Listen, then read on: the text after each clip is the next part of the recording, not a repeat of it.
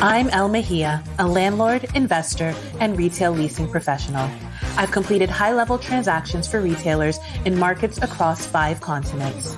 On my way to building a multi-million-dollar real estate business, I'm curating advice from women who are killing it across the globe and sharing those conversations with you. You can absolutely run your business, run your household, and run your life without running yourself into the ground. Welcome to This Girl Sells Real Estate. Hello and welcome. This is This Girl Sells Real Estate. You're tuned into another episode. I'm your host, Elle Mejia.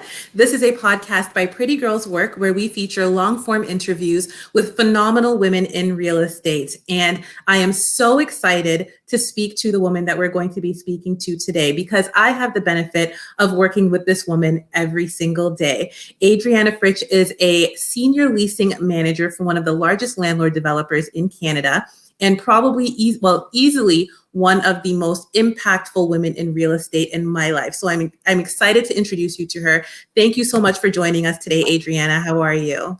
I'm amazed with your introduction. Thank you so much for having me. Thank you for joining me. You know that you are amazing too. It's not me. Everybody, all of us, all of it. I mean, I think that the one thing that we've connected with over this last year, and like I said, Adriana and I have the pleasure of working with each other on the retail leasing deals for the Ontario portfolio that we manage for a landlord developer. But I think that this last year with the lockdowns and the closures has really impacted our personal relationship in a very different way because we've had those conversations about how important community and connection is, not just in our lives, but with the work that we do. So I'm really excited to have this conversation with you. Thank you so much for joining us today.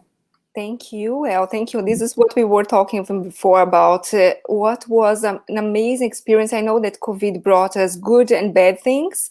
Things because we couldn't see each other every day. So we are working from home. But also, we understood how important is the social connection, the community, the sisterhood. We work together, right? This is even connecting with my blog. I know that it's showing on the bottom of the screen. Last year, I created We Women Together blog because for the last, I would say 3 years, I have been studying about tools and the psychology behind our fears and our struggles. Because I think that the only person that I can change is myself. The only person that you can change is yourself. So what can I do in order to speak up more and to become a better professional and to be like men? Because let's be honest, we are as equal, as able, as smart, as capable as anyone else. Maybe you say as, and I say more. Yeah, I would say it's just because I don't want to brag, right? But because the COVID brought us even the perception that we women, a funny story to say, I saw research here in Canada. It's sad to say that, but 43% of the women that are working at home, from home, there was a moment that they want to give up because it's a lot. Staying home, work, kids, you have your kids, so you know how hard it is. That's true, yeah. It's a complicated moment. So we are Wonder Woman for sure. No, it's true. It's absolutely true. And I know I can speak personally to this. You've really leaned into this avenue. And I know that you say that you've done it to be a better woman and a better professional yourself, but I think that what you've created with We Women Together has really made you more of an advocate for the way that women step into their roles professionally. So I'd love to talk more about that. And I think that has a lot to do with your own background, with your career, because we're in the commercial retail space right now, which is known for being male dominated, but you come from an even more male dominated field because your background is in architecture. Yes. So why don't you tell us what you studied in school and how you got to the role that you're in right now? Absolutely. And I'm from Brazil, even a very patriarchal country, beautiful, but the hierarchy is really tough. So I studied back in time architecture and urban planning. In Brazil, I was working development basically my entire life there. High-rise buildings, office buildings, hotel, and my last development was an enclosed shopping center. But my heart was, I had this dream since I was, I would say 14 years old, kind of, to move to Canada, to live in Canada. And 2003 was the first time that I came to this amazing country, and I really fell in love.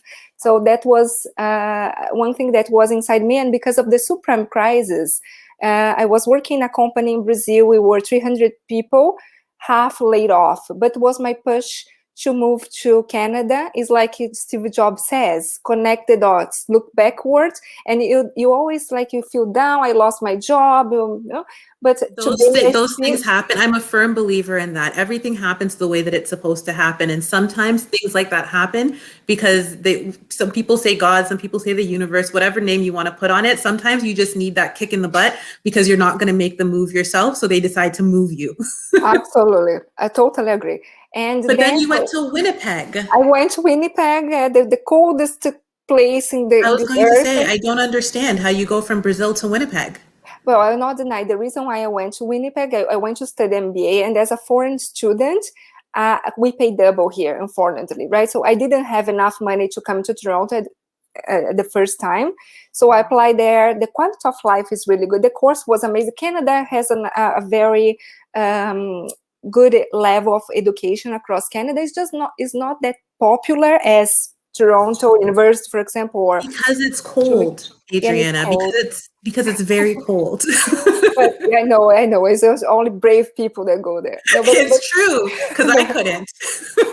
Because I didn't know what cold meant then. Because I stayed 4 years, but my target was to move to Toronto, because also I want to grow in my career.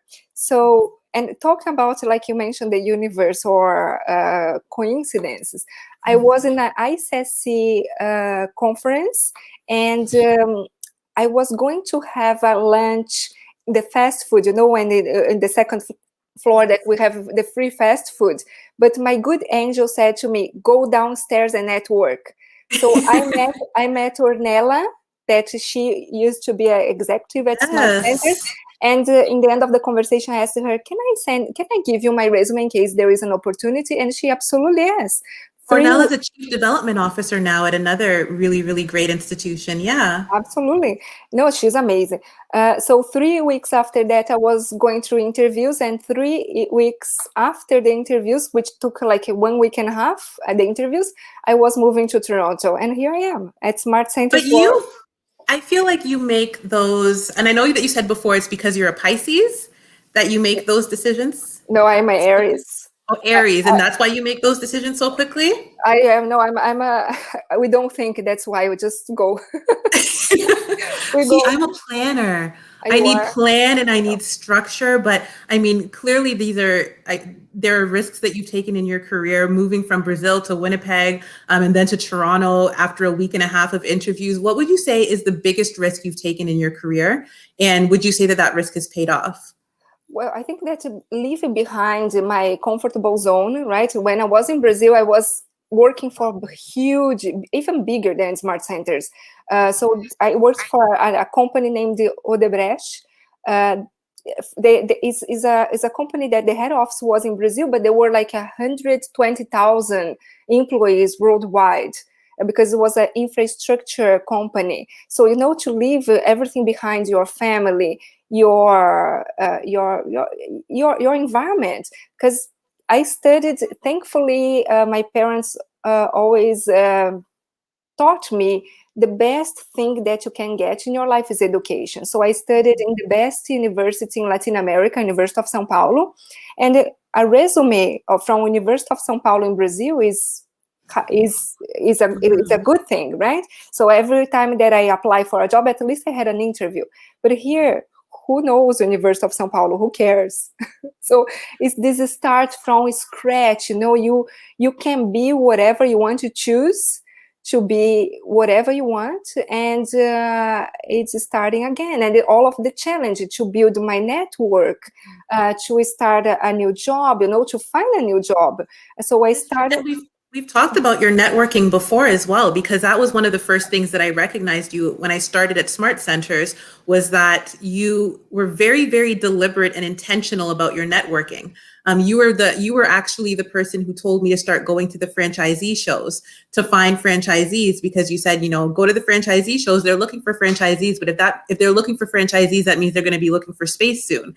So I always looked at it from a business perspective with you, but even from just a personal perspective, I guess that it was important to you to start forming those networks in that community, because you were coming into a space where you didn't have it at all. Absolutely. Yeah, you're totally right. I didn't have at all. I didn't know anyone here. Honestly, people were calling me and say, "Oh, I want to lease a space in the within GTA area," and I didn't even know what was GTA. So I was taking my car and I was driving in the weekends, Whitby, Burlington, to see, because I'm a very visual person. So I want to see what I'm going to sell to these people, right? So yeah, so it was a learning curve. A learning curve, but I feel like it's almost, I wouldn't be surprised if it was an advantage for you, because I know that a lot of the things that I do with networking and that I put myself out there for was because I was observing you do it and I saw that it was working for you.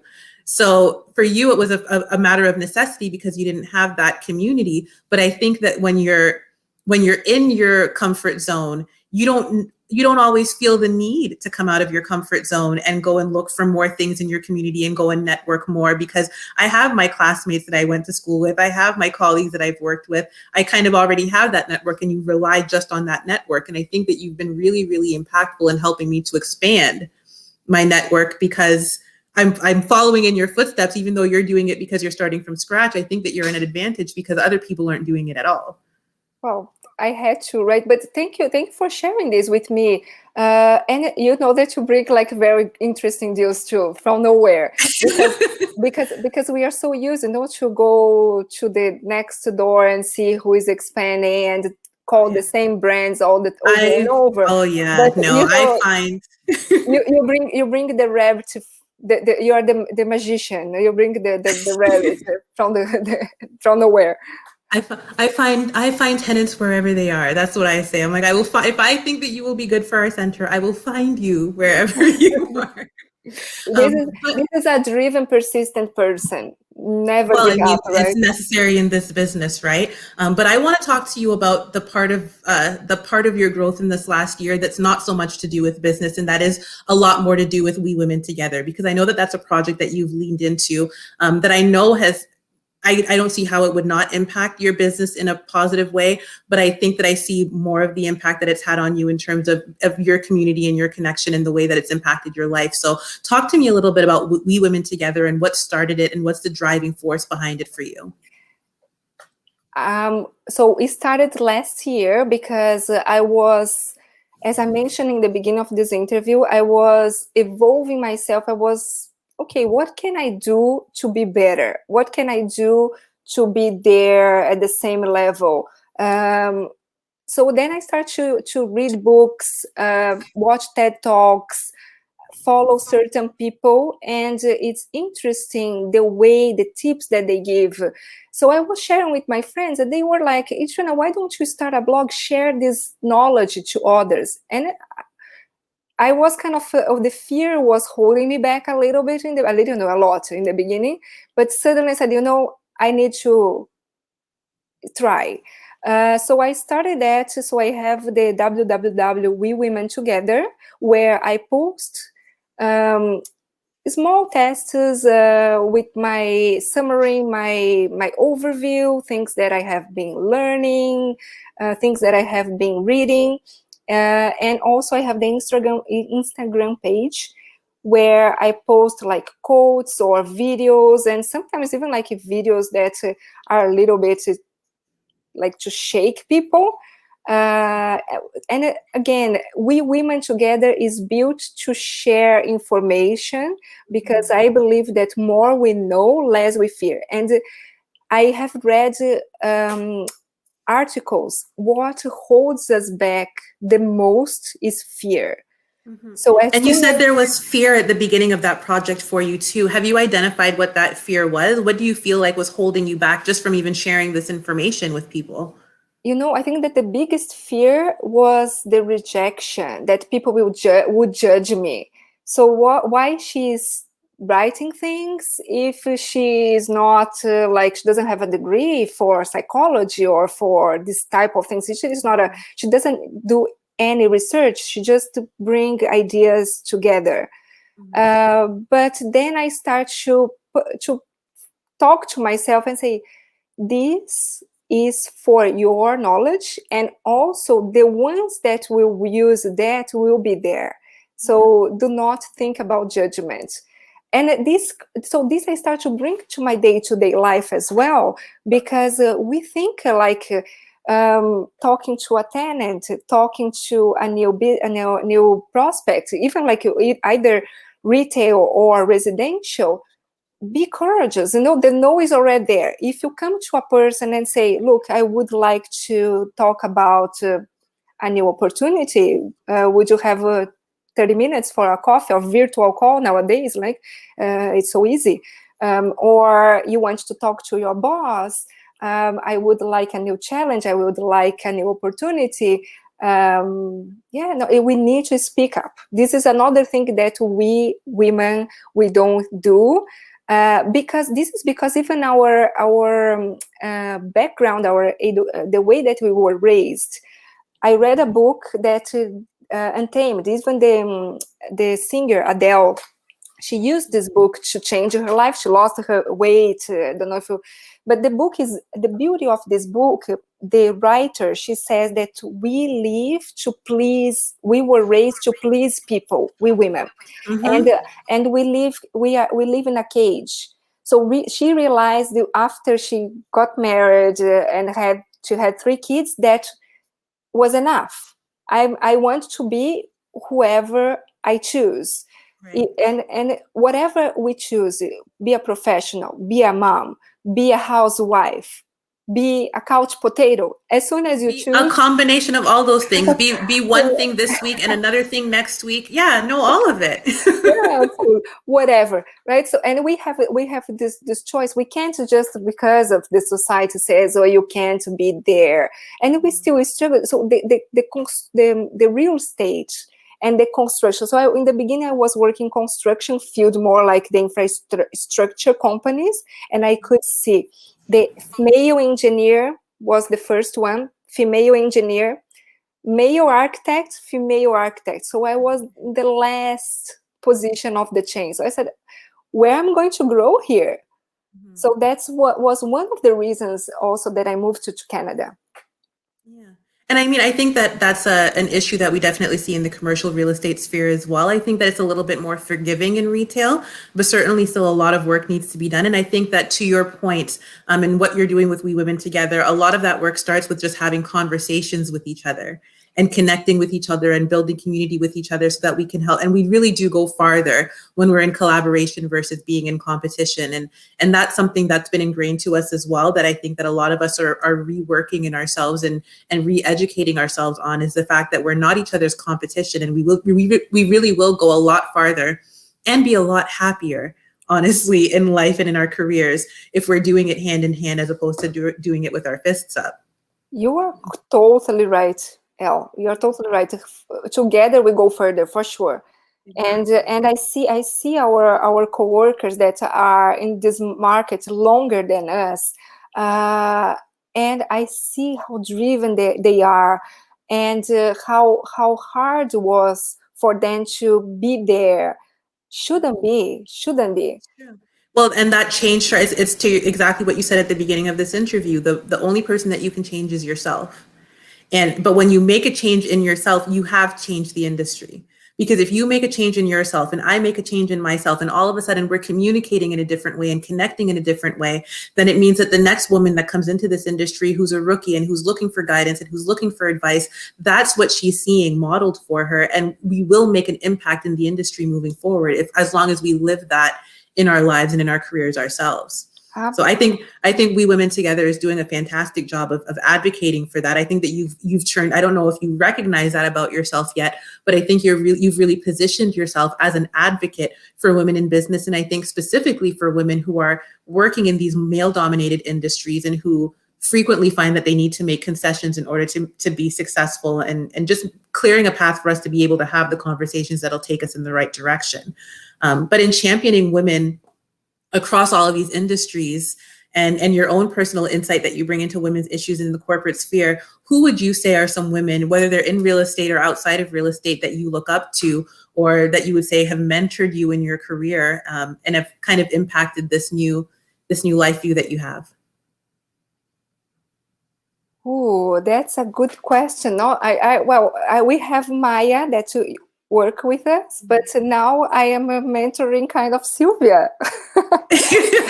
because Sylvia, she moved it, right? She's Sylvia, yeah. So she's a leasing analyst, yes? Yeah, she's a leasing analyst at Canadian Tire, and it's interesting that we share points of views of how to deal, because you were saying something really beautiful. Real estate, commercial real estate. Let's call commercial, right? We deal with men most of the time. Mm-hmm. Lawyers, brokers, tenants. I would say, I'm guessing here, I would say 80%, 80 or 85% of, yeah. And I felt once a discrimination back in time. Was a lawyer that came and we were, so he sent to me some questions about the lease. So the tenant was amazing person, very respectful, easygoing person. We talked, we discussed, all good. But when the lawyer came, he sent to me a list of questions, and some of the questions I was not sure what he meant. So I said, let's book a conference call and discuss. So we booked, and he started the conversation like this, very bullying type. Adriana, if you are going to, we can stop right now. If you are going to tell me for each question, you are going to ask your legal department about it. That you feel the tone of the voice and everything. So I said to him, okay. So then at that moment made me grow. I said, I need to change this scenario right now. Mm-hmm. And he started to ask me questions, and I started to say no, because of this, that. Of course, I'm not just saying no just because, but I need to explain the reason why I couldn't even consider something. But I said, I need to put this guy on his place. And then after 3 questions, he turned to me, could you please ask your legal department? Oh, you need me to ask the legal department now. It was so fun. But that gave me like the confidence to see that I also have the power. And this is another thing, confidence. We women, we lack confidence, and this is a perception. There is a perception about that. Even research talking about why we are not on the top, like in senior management positions, because it lacks for men. They don't see as that confident. And there are even some tips. Can I give the tips? Absolutely, of course. This is what we're here for. I'm going to give the tips. So they say, we women do not take notes. We have cell phones nowadays. If you are in a meeting, record. Because unconsciously for a man, take notes is an assistant role. So they will not recognize us as an assistant. Another thing, if let's say in a meeting, make sure that you say something. Even like, let's say Elle, you mentioned about Stone Creek. You said, Stone Creek, I think that we should develop a big box now, and we should share with other tents. We'll be like a community center. I think that I don't have anything to add in my portfolio, maybe, but I like your idea. I said, I need to say something. What Elle just said, I really agree with the community center as well, because we'll bring the population. I feel also that people need space to get together. I totally agree with her. So, so just make sure you say something, make sure your voice is heard in meetings. Exactly. And more importantly, if you are helping another woman, even better. Oh, yeah. No, absolutely. But now I have a question for you, just based on what you were saying about women lacking confidence. Do you think it's that men don't recognize that confidence or don't see that confidence in women? Or do you think it's that, because I tend to be of the opinion that when women are confident, it's branded as something different. So when you see a confident woman, it's not that she's confident, it's that she's, if you say a woman that's passionate about what she's doing, she's emotional. If she's really forceful about something or aggressive about something, as a man who's in this field of work, it's considered a pro. But if you're a woman in this field of work, then you're a bitch. Like there's all of these different labels that get put on confidence when you see confidence in women. Do you think that plays a role as well? Yes, because unconsciously, so another psychological feature that we carry and men label us as this, again, so if a woman is aggressive, which will lead to the B word, she's a bitch. And why we are aggressive? Because in our mind, we think that being aggressive we will match what a man is. And it shouldn't be, because we are women. We are human beings, the same, but we are different. We bring the empathy. We bring the connection to the team, different than men. You see, like an example, the countries that made better during COVID were the countries led by women. This is like Harvard. There's an article Harvard Business School that published. Because women understand the social side, the connection. And if you go through like COVID, what brought to us, so I've been doing so many courses, reading so many books these days. One thing that leadership changed, empathy. What they say, bring empathy to your team. There isn't more my team, but our team. Exactly. I am a leader. I am a part of the team. Exactly. You're a part of the team. Absolutely. So, and these women bring to the table. Another thing that they say, there is this conception that women are nice, they are cute. So it doesn't mean we can come and say, excuse me, I don't like that. This is not the way that I think that we should do this project. So speak up. Do not be afraid. Right? But I think those are all really, really valid points. What about women that you look up to? Are there any women who you would say have been a mentor to you or that you look up to in your career? I had. If you see my LinkedIn, I have worked in so many jobs, but for each person, I take something. Like I will tell about Wendy, for example. I admire her. I admire. So she's like, if she watches this video, she knows I have told her. I'll send it to her. Okay, good. I admire her.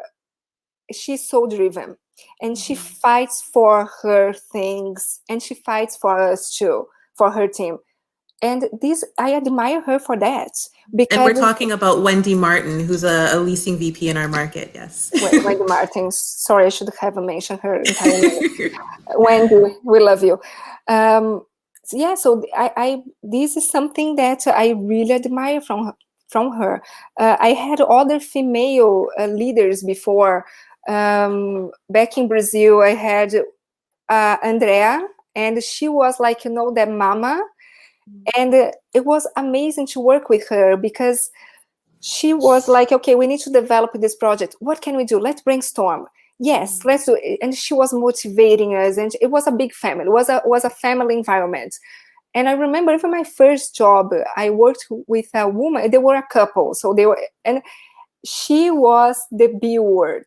But even working with her, I could see the fire in her belly. And she was the first job that I had in my entire life. Each one had some influence, I think, who I am now, for sure. And I guess the work that you're doing in your career now as well, because I think that's definitely something to be proud of, especially considering that the career that you've built in Canada, you've really built without the benefit of that network to start with, and without the benefit of that community to start with. So if there's anyone that we should be looking to in talking about how to build community and how to build network, it would be you, because you've done it from scratch. Thank you. And I'm proud to say today that people call me to ask me, Adriana, how I can help them. And this is all about, you help people and people help you. Exactly. No, that's beautiful. That's beautiful. So what would you say, because I'd read this on your blog before, you'd shared a quote by Arlen Hamilton saying, power is knowing your intent. It's knowing your why. So what would you say is your why? My why is, I think that my biggest why is to create more joy, because life is too short. And when you have this passion, I'm a passionate for real estate. It's much nicer, it's much pleasant. Everybody talks about the purpose. And this is the reason why, because building this blog, so it's to give to other women the opportunity to be themselves. We need to be ourselves, right? We need to be happy, because otherwise, what's the meaning of life? It's true. No, you're so right. You're so right. And I guess my last question for you, which I ask to all of our guests that come on here, what is your favorite thing about being a phenomenal woman in real estate? Real estate gives me joy because it's one thing that you create and you can say to the people, look at that, look at the list, look at the building. It's true. I love, my favorite thing is when my tenants open and I get to say, look at this tenant open for business. Yeah. There is my finger there. I just leased a space in the beginning of the year. It was a lot of fun because I was using my knowledge in not too much in architecture. This one, sometimes I use more architecture, but this one was more business. And I need to educate the tenant that he couldn't do, the use that he has is perfect, but the trade market of his name was not the best one. And the way that he was thinking about, so it was like I was a business consultant. It was a lot of It's true. I actually had a tenant like that was doing a lot of temp tenancies with us and wanted to do a permanent lease. And I was like, well, if we want to do a permanent lease, we're going to need to make some changes to the business model. And you feel like, and they're looking to you like, well, what is it that I can do? Is it the trade name? Is it the use? Is it, just trying to fine tune it? But you're right. That is my independent tenants are my favorite tenants to work with because there's a heart and spirit that's still so tangible in the work that they're doing for themselves and what they're trying to build for their families that I love being involved in. It's beautiful. Go ahead. No, it's beautiful because different than residential. Residential is the place where you are going to go in the end of the day to protect yourself. I think that there are three things that we need in life, right? A place that we can be protected. Like it comes from our ancestors. Food, water, and a place that protects us against the weather and the animals. But now we are civilized, I hope. So we need a house to live. But dealing with these retail people that they are opening their business to make their money, a dream to be their own bosses. Is a different type of dream. And I can see you also feel this passion to help them to make their dream come true. Yeah, no, absolutely. They're building, a lot of them, this is like the beginning of them building their legacy. This is going to be the family business that they pass on to their children. So to be involved in that process, I know a lot of people think that commercial real estate is a very unemotional space to work in, but there's so much heart and spirit in the work that we do. And I love doing this type of work with people like you. So thank you so much thank you so much for being a part of this conversation and doing this interview, but really thank you so much for the spirit that you bring to the work that you do. And that's so tangible with the people that you work with, because I know that you said that this has been like a personal development project for you, but it's impacting so many people in such a beautiful way. So thank you so much for the work that you're doing, not just in real estate with your tenants, but with We Women Together and all of our conversations when I'm having a bad day and need a pep talk. You call me anytime, and we still need to play tennis. We do. We do. We have a tennis date to plan. Adriana, thank you so much for joining me with this conversation. And definitely check out Adriana's blog, wewomentogether.com. You can also find her on Instagram at We Women Together. Such amazing conversations that are going on that platform. So be sure to check her out. Thank you so much, Adriana. Thank you for having me. Thank you. You are doing a beautiful job too with Pretty Girls Work. Congratulations. Thank you. That's Thank you so beautiful. much. And thank you to all of our listeners and viewers today for tuning into another episode of This Girl Sells Real Estate. Please do remember to shout us out on your social media platforms if you loved what you heard today. Be sure to like and comment and subscribe on whatever platform it is that you're following us on. It means a lot to us in the long run. I've loved having this conversation with Adriana today and sharing it with all of you. Please join us next time for another episode of This Girl Sells Real Estate.